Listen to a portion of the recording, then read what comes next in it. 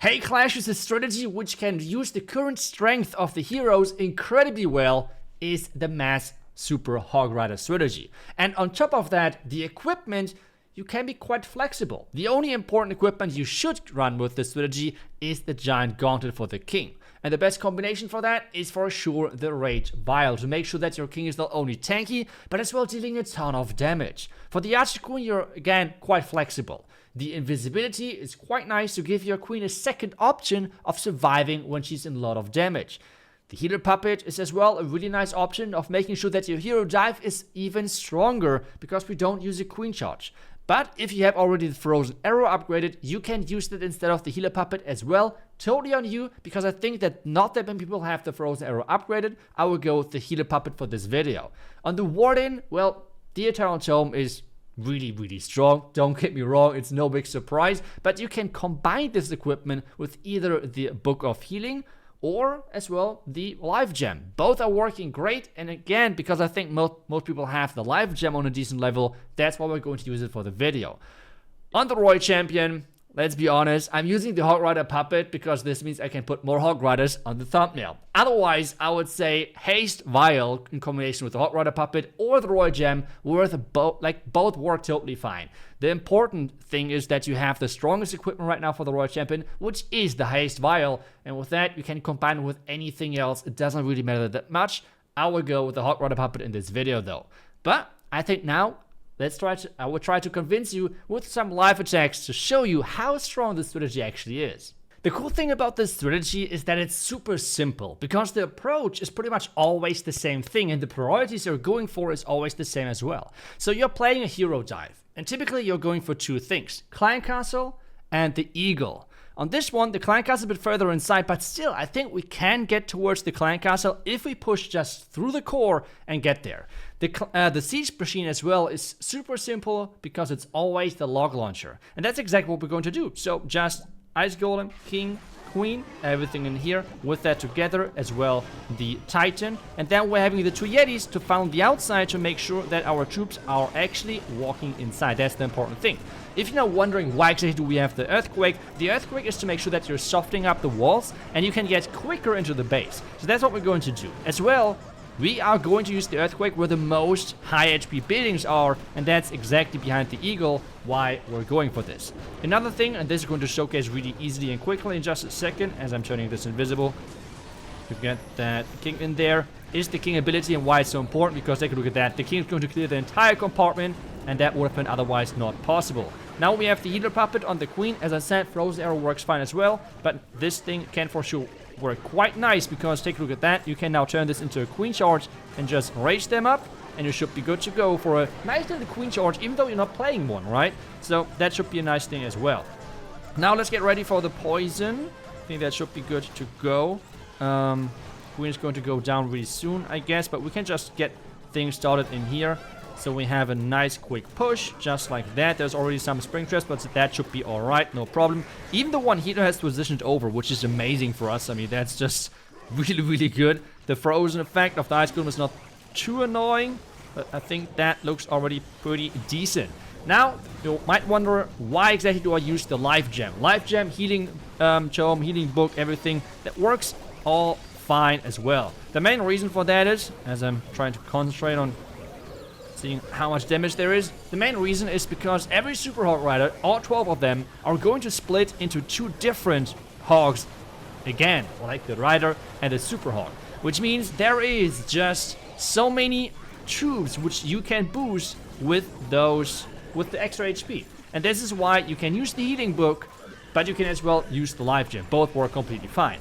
On top of that, I hopefully can show you in this video that the only reason, as I said, why I'm using the Hog Rider puppet is to be able to put those Hog Riders onto the thumbnail that it looks more. I mean, I will be completely honest here, it doesn't really matter what you're going with when it comes down to, let's just put everything down, when it comes down to the Royal Gem equipment. This is by far the least important equipment decision you have to go for. The only important equipments you're going for is the Barbarian King Giant Gauntlet and the Eternal Tome for the Warden.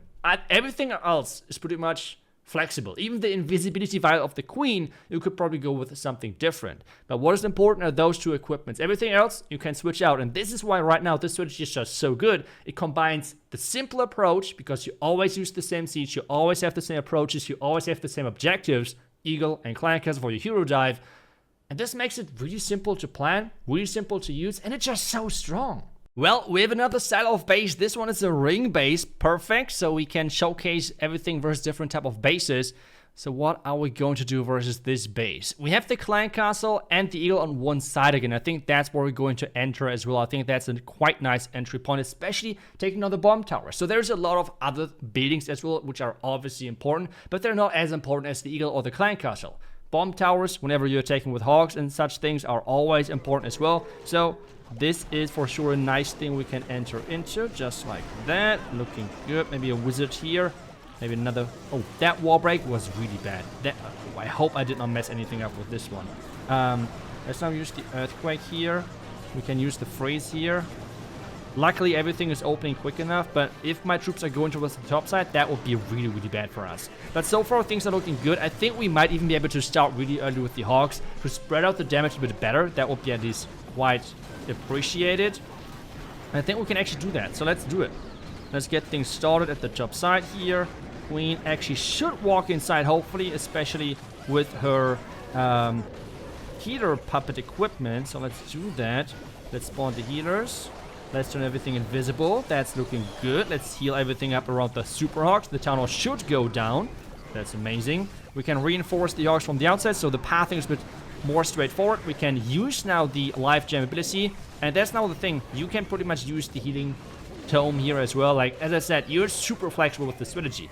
And this might be now a complete, like, crazy take, and I'm looking already forward to see the comments. But I would say, compared how strong and simple this is close to Root Riders. Yes, go crazy at me. I know Root Riders are strong, but I mean, just take a look at those attacks here. They're not even really close. They're not even really, like, I don't know, challenging to execute or anything. This is just insane, especially if you do not want to play Root Riders. It's a super simple approach, super strong. And now we'll just place the cleanup, and I think we're good to go. The Royal Gem equipment, as I already told you earlier, is really flexible. You can pretty much use anything. And again, it wasn't really relevant on this one. Let's just spawn the hogs for the style points and have them run around and do nothing, because the Royal Gem is just way too fast over here. But hey, that's another 3-star for us. And this is like the crazy thing about the strategy, which I really try to highlight in this one, because I see a lot of times Lalo, Queen Charge approaches and everything around there, which is not easy to execute, even in the Town Hall 16 meta. But this approach is super simple, because the approach always is the same. Same siege machine, you're looking for the same targets, Eagle and the Clan Castle, and otherwise, it's as well then just Hog Riders in, deploy your heal spells, and you're good to go. And let's go in again. We have a box base. So we pretty much have every type of base already, if I remember correctly. We have a diamond base to start things off, then a ring, and now a box base. And the approach is, well, the same. So we're going in for the high objective buildings. This time around, though, because we have a lot of walls in front in the beginning, we're going to start with the log launcher and the earthquake to make sure that we're opening everything up really quickly. So let's get that right. So, earthquake first. Just like that, soften up the walls. Then we're going in with the ice golem.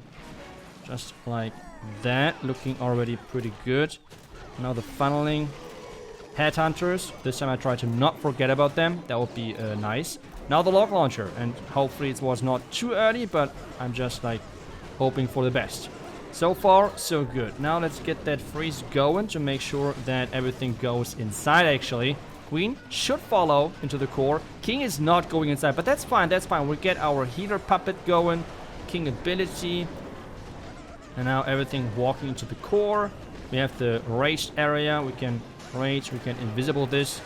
This looks still pretty good. King on the outside was not the best. I mean, I would have liked to take everything down in the core, but we still might do so, because take a look at that. The healer puppet is just MVP on this one. It can get you just so much value. It's kind of crazy. And now we just go with the hogs again on the flank on this one, because the king already pushed further. We just don't start the hogs there. Instead, we're starting on the other side. And now we can replace some cleanup. That's already good. Whenever there's splash damage, just place the heal. It's not rocket science or anything like that. It's just super, super simple. And with this one, let's just use the freeze here. So maybe we can keep our Queen alive. That would be amazing as well. I will just do it one more time so the Queen actually stays alive. And we have now the troops walking around, which is not optimal. But hey, let's hope that it's going to work. Heal. Rage. Maybe we can... Ooh, Warren ability, I think now might be good timing. We can overpower the Town Hall part. We can use the Royal Champ ability in just a second. That is actually the first time where we need the Royal Champ ability, I guess, or the equipment. But on this one, I think Shield, Royal Gem, anything would have still worked, right? I mean, the Hogs at this point are not doing much, and they're now dying inside the Town of Poison. So, overall, backhand Hogs in, and we get the nice 3-star. So, again, equipment-wise, Royal Champion doesn't really matter that much either. So, I'm really trying to highlight, because I see so many people saying, like, in love strategies, I'm highlighting, they cannot really be copied because they're relying on high-level equipment. Like, for example, the Fireball equipment, which I'm right now using so much. But I understand completely that obviously not everyone has the ores to upgrade those equipments to a decent level to actually use the strategies. But this is why I think this strategy is just so good and really, like, want to highlight it so much that you can use so many different equipments, and the level is not as relevant either because most of the attacks were not really close, right? So give it a try if you want to. The link for the strategy is down below in the description. The only two important equipments you should have to make your life easier with this strategy is the Gauntlet equipment, the Giant Gauntlet for the King, and the Eternal Tome for the Warden. Those are the key equipments kind of to make this strategy works. Otherwise, you're good to go with whatever you're looking for equipment-wise for your strategy.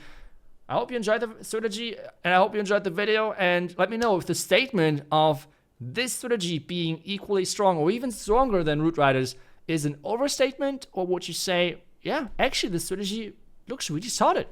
Looking forward to the comments. Thank you so much for watching. I will see you guys back tomorrow with the next class video. Until then, see ya, and bye-bye.